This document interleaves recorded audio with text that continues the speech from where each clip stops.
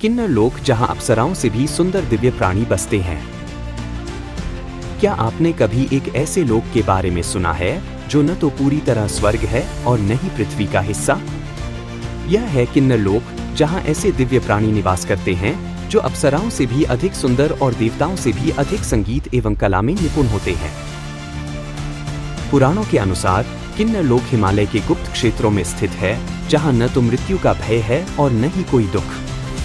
किन्नर पुरुष और स्त्रियां दोनों ही अत्यंत आकर्षक होते हैं, लेकिन वे देवताओं या मनुष्यों के नहीं, बल्कि स्वयं में एक अलग जाति के प्राणी हैं।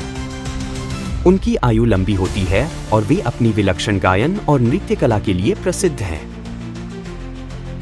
कहते हैं कि जब इंद्रदेव अपने दरबार में संगीत का आनंद लेना चाहते हैं तो वे किन्नरों को बुलाते हैं। यह भी कहा जाता है कि महादेव स्वयं कैलाश पर किन्नरों के गीतों को सुनकर ध्यान में लीन होते हैं। किन्नरों का सबसे बड़ा देवता राजा द्रुम है, जो उनके लोक का शासक माना जाता है।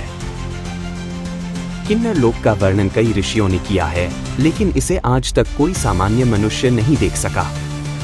कहते हैं कि जो कोई इस लोक का मार्ग जान भी ले, वह लौटकर नहीं आता, क्योंकि वहां प्रवेश करने वाले पर दिव्यता की मुहर लग जाती है और वह फिर से नश्वर संसार में लौटने में सक्षम नहीं रहता।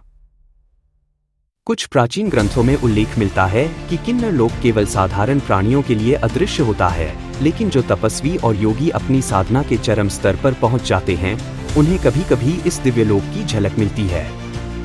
कहा जाता है कि कई महान ऋषियों जैसे नारद मुनि और अगस्त्य मुनि ने किन्नर लोक की यात्रा की थी और वहां की अद्भुत सुंदरता और संगीत को स्वर्ग से भी श्रेष्ठ बताया था। कुछ मान्यताओं के अनुसार जब महादेव तांडव करते हैं तो किन्नर अपने गायन और वाद्य यंत्रों से उस तांडव की लय को संतुलित करते हैं, जिससे ब्रह्मांड की ऊर्जा नियंत्रित रहती है। यह लोक आज भी रहस्य में डूबा हुआ है। क्या यह हिमालय की बर्फीली चोटियों के पीछे छिपा हुआ है, या फिर यह केवल दिव्य आत्माओं के लिए ही खुलता है? इसका उत्तर अभी भी अनसुलझा है।